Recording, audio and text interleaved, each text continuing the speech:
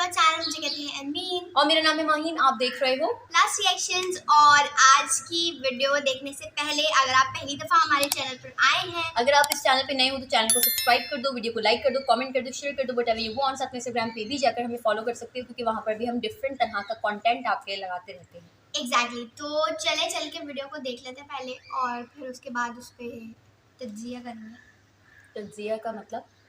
तज्जिया का मतलब नहीं पता तुम्हें? नहीं, I know, analysis I know, but तज्जिया is a our viewers don't know about it. या सो लेट्स गो स्टार्ट हो गई वीडियो, देखते हैं। नमस्कार and I welcome you to world affairs. मैं हूं प्रशांत धवन। देखिए, कहा जाता है कि ऊपर वाले के घर में देर है अंधेर नहीं है, इवेंचुअली जस्टिस मिलता है और इंडिया को फाइनली जस्टिस मिल चुका है। यूनाइटेड नेशंस की रिपोर्ट में 12 साल के लंबे इंतज़ार के बाद इंडिया का नाम अब हटा दिया गया है।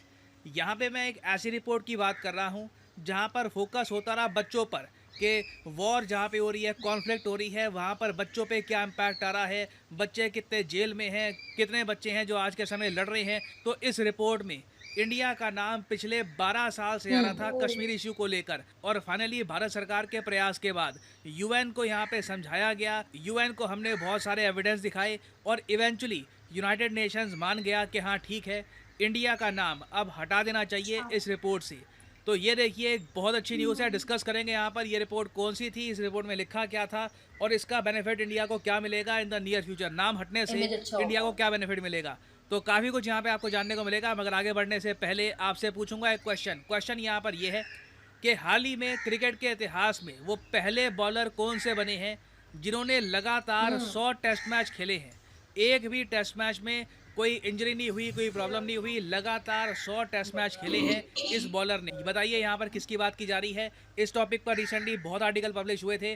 पैट कमिंस, रोहित शर्मा, बुमराह या फिर नेथन लॉयन। कमेंट सेक्शन में करिए उत्तर, सही आंसर मैं आपको दूंगा वीडियो के एंड में। ओके, तो यहाँ पर आप देख पाओगे ये एक स्क्रीनशॉट है यूएन की रिपोर्ट का। यहाँ पे लिखा है children and armed conflict report of the secretary general. ये report UN time to time publish करता था और इस रिपोर्ट में देखिए कई कंट्रीज़ का नाम आता रहा, जैसे कि Burkina Faso, Cameroon, the lake Chad basin, Nigeria, Pakistan, Philippines. और इसमें देखिए इंडिया का भी नाम आ जाता था सिर्फ कश्मीर की वजह से। और इस रिपोर्ट में लिखा क्या होता था, देखिए रिपोर्ट में काफ़ी लंबे समय से 12 सालों से ये लिखा होता था कि कश्मीर में कॉन्फ्लिक्ट चल रही है। उस कॉन्फ्लिक्ट में काफ़ी बार जो ग्रुप्स जो कश्मीर को भारत से तोड़ना चाहते हैं वो बच्चों को भी अपने ग्रुप में डाल देते हैं, उनको भी बंदूकें चलाना वगैरह सिखा देते हैं और फिर कश्मीर कॉन्फ्लिक्ट में वो बच्चे भी इन्वॉल्व हो जाते हैं और काफ़ी बार ना इन बच्चों को फिर इंडियन सिक्योरिटी फोर्सेस जेल में डाल देती है। ये बात इस रिपोर्ट में लिखी हुई थी और इंडिया का नाम इस सब की वजह से यूएन में और जगह काफ़ी बार खराब हुआ। अब यहाँ पे आप समझ सकते हैं कैसे खराब हुआ होगा। ये सब जो इश्यूज़ हैं ये पाकिस्तान ने अग्रेसिवली यूज़ किए इंडिया के अगेंस्ट यूएन में। जब भी ह्यूमन राइट्स का इशू आता था, यूएन में डिस्कशन होता था कश्मीर को लेकर, तो पाकिस्तान सीधा ये रिपोर्ट पिकअप करता था और ये कहता था कि देखिए आपके सामने प्रूफ है। यूएन की खुद ही रिपोर्ट कह रही है कि इंडिया में चिल्ड्रन बहुत ज़्यादा सफ़र कर रहे हैं because of conflict in Kashmir. तो पाकिस्तान ने 2022 तक भी मैं कहूँगा अग्रेसिवली इस रिपोर्ट का इस्तेमाल किया। फॉर एग्जाम्पल यहाँ पे आप देख पाओगे इनका एक न्यूज़ आउटलेट है और यहाँ पे लिखा हुआ है कि जी Kashmiri children worst victim of Indian state terrorism. ये ऑफ कोर्स पाकिस्तान की लैंग्वेज है।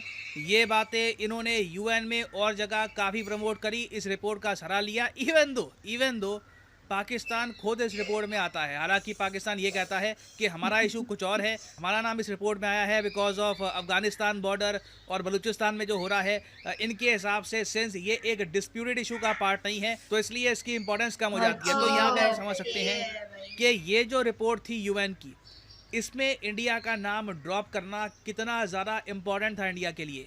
और अब यहाँ पे आपका सवाल आएगा कि हमने यूएन को कैसे समझाया कि कश्मीर में ये बच्चे हैं, इनकी सिचुएशन अब काफ़ी बेटर है। तो देखिए मेन यहाँ पे इंडिया का एस्पेक्ट ये था कि अगर मान लो कोई ग्रुप है, अब वैसे ग्रुप भी काफ़ी कम हो गए हैं कश्मीर में जो सेपरेटिज्म करना चाहते हैं, मगर मान लो कोई एक ग्रुप है उसने किसी बच्चे को पकड़ लिया या फिर उसको ट्रेनिंग दे दी कि बंदूक कैसे चलाते हैं, इंडियन आर्म फोर्सेस के अगेंस्ट बच्चों को वो यूज़ कर रहे हैं और बाद में इंडियन आर्म फोर्सेस उस ग्रुप को ख़त्म कर देते हैं, बच्चे वापस इंडियन आर्म फोर्सेस के पास आ जाते हैं। उस केस में ना हम एक वर्कशॉप चलाते हैं। ये बात हमने यूएन को समझाई कि नवंबर 2022 से हम आपके साथ यूएन के साथ एक वर्कशॉप चला रहे हैं कश्मीर में, जहां पर ऐसे बच्चों को वापस एक नॉर्मल पाथ में कैसे लाया जाए उसका प्रयास किया जाता है।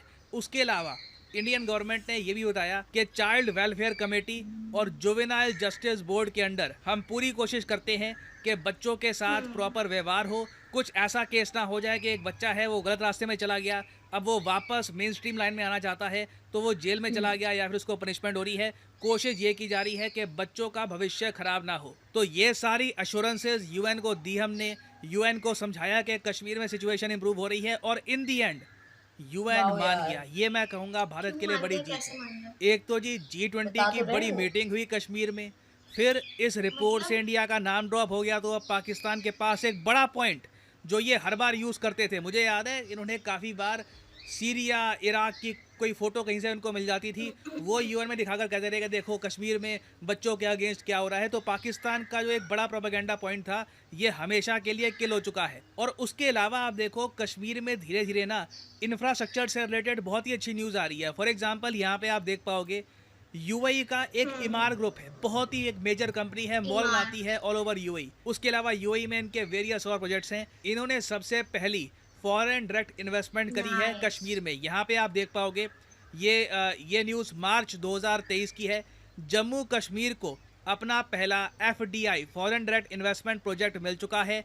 ये होगा मॉल ऑफ श्रीनगर। इस पर मैंने बहुत टाइम पहले वीडियो बनाई थी, मैंने आपको बताया था कि इवेंचुअली इस पर काम होना स्टार्ट हो जाएगा और अब हम देख रहे हैं कि इन्वेस्टमेंट कंफर्म हो चुकी है और बहुत ही जल्द इस मॉल की कंस्ट्रक्शन स्टार्ट हो जाएगी। यूएई कश्मीर में एक $60 मिलियन का मॉल कंस्ट्रक्ट करेगा, साथ में ऑफिस टावर्स भी होंगे, इससे लोगों को रोज़गार मिलेगा। और सबसे बड़ी बात देखिए, इंडिया के सामने एक बड़ा चैलेंज ये था कि पाकिस्तान समेत पाकिस्तान की जो फ्रेंडली कंट्रीज हैं इन्होंने इतनी एक खराब इमेज बना दी थी कश्मीर की इंटरनेशनली कि उसको रिपेयर करने में काफ़ी प्रयास लग रहा है। मुझे याद है एक बार पीएम मोदी डोनाल्ड ट्रंप से मिले यूएसए में। अब डोनाल्ड ट्रंप को जिन बातों के बारे में पता है काफ़ी अच्छे से पता है, जिन बातों के बारे में नहीं पता ना तो वो काफ़ी बार भूटान और नेपाल को भी कंफ्यूज कर जाते हैं। तो ट्रंप ने एक बार कह दिया था कि जी कश्मीर में तो बॉम्ब्स हैं बहुत ज़्यादा वगैरह, वो लिटरली यही कह रहे थे जो अमेरिकन मीडिया वर्ल्ड मीडिया ने उनको फीड किया है ओवर द ईयर्स। तो मैं यहाँ पर ये कहूँगा कि इस न्यूज़ को, ये जो पर्टिकुलर न्यूज़ है कि इंडिया का नाम ड्रॉप हो चुका है,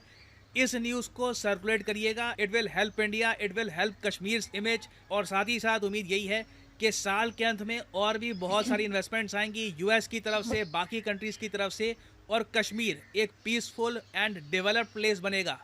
बहुत लंबे समय तक यहाँ के लोगों ने सफ़र किया है बिकॉज ऑफ पाकिस्तान टेररिज्म, मगर अब फाइनली ये एरिया नॉर्मलिटी की तरफ बढ़ रहा है। नाउ फाइनली वापस आते हैं अपने क्वेश्चन की तरफ कि who has become the first bowler in the world to play 100 consecutive test matches. तो सही उत्तर यहाँ पे है ऑप्शन डी, नेथन लायन। यहाँ पे आप देख पाओगे ऑस्ट्रेलिया के बहुत ही इंपॉर्टेंट स्पिनर है ये, और इन्होंने मजाक भी किया कि तभी मेरे सर में बाल नहीं है क्योंकि मैं लगातार टेस्ट क्रिकेट खेलता हूँ, काफ़ी टेंशन होती है, मजाक था इनका।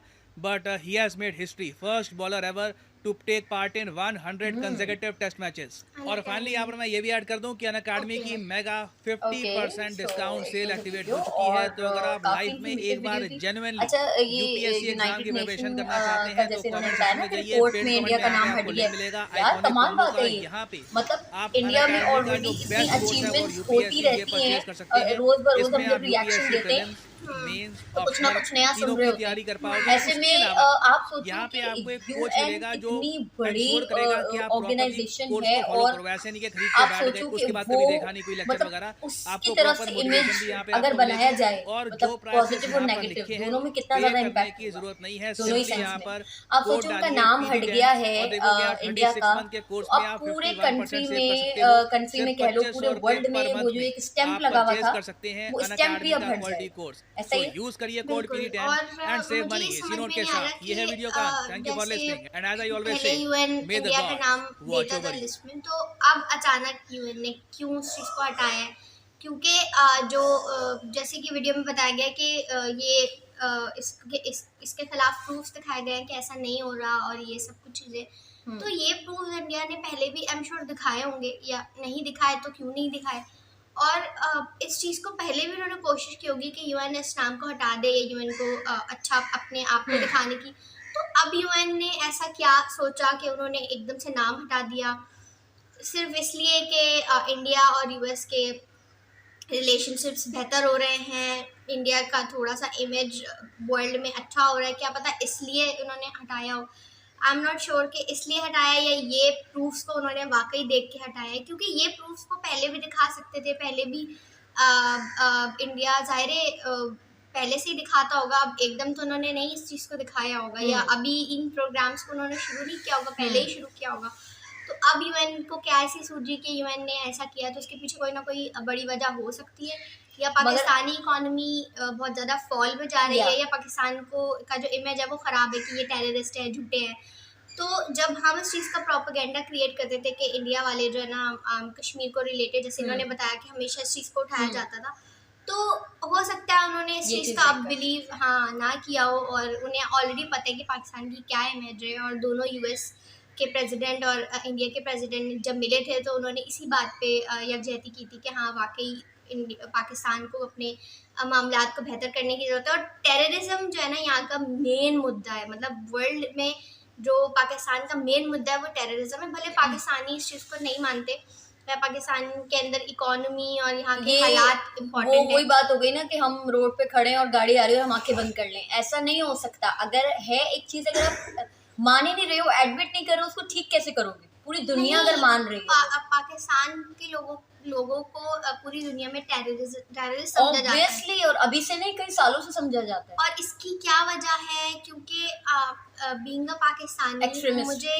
लगता है कि इस बात के अंदर जो है ना वो इस चीज़ को इग्नोर भी किया जाता है पाकिस्तान के थ्रू कि नहीं ऐसा नहीं है, ठीक है। जबकि इस चीज़ के पीछे की क्या रियलिटी है कि जब पूरी दुनिया आपको एक टेररिस्ट बोल रही है कि आप एक टेररिज्म ग्रुप से ताल्लुक़ रखते हो, तो क्या है ये, क्या रीज़न है?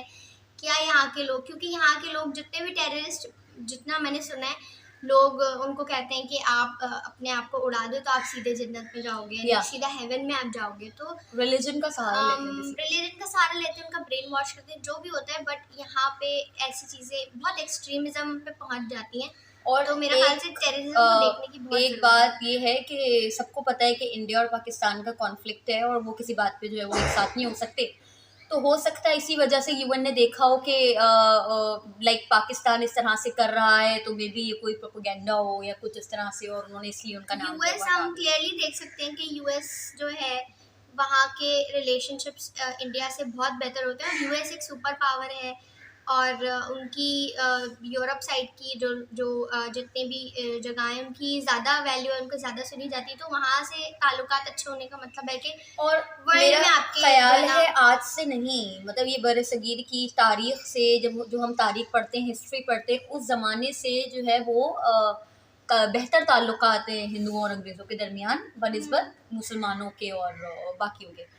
खैर, तो ये आज का नहीं है, बट इनकी जो, अगर हम स्पेसिफिकली इस वीडियो की बात करें तो काफ़ी कमाल वीडियो ये बनाते हैं, बड़े इन्फॉर्मेटिव इनकी वीडियो होती है, और इनको देख कर जो है वो काफ़ी चीज़ें हमें न्यू भी पता चलती हैं। साथ में वी ट्राई आवर बेस्ट कि हम प्रॉपर चीज़ों के ऊपर रिसर्च करें कमिंग वीडियोज़ में, और जो कंटेंट आपके लिए लेकर आएँ उसको जो है वो अच्छे से एनालाइज करें आप लोगों के लिए, ताकि क्योंकि बहुत से ऐसे लोग हैं जो पॉलिटिकल वीडियोज़ पे रिएक्शन देते हैं, बट वी वुड ट्राई कि हम जो है, क्योंकि I teach political science and I teach these type of subjects, तो इसलिए हम यहाँ की जो बुक्स हैं, यहाँ की जो हिस्ट्री हमें पढ़ाई जाती है उसको अच्छे से समझते हैं। तो इसलिए वी वुड ट्राई कि हम कमिंग वीडियोस में आपके लिए कुछ इस तरह की वीडियोस लेकर आएँ जिसपे हम प्रॉपर तरीके से एनालाइज करें उस वीडियो को, ताकि आप लोग भी बेहतर तरीके से यहाँ की हिस्ट्री को और बुक्स को और तमाम चीज़ों को समझ सकें। तो इसी के साथ मिलेंगे नेक्स्ट वीडियो में। डू सब्सक्राइब आवर चैनल, तब तक के लिए अल्लाह।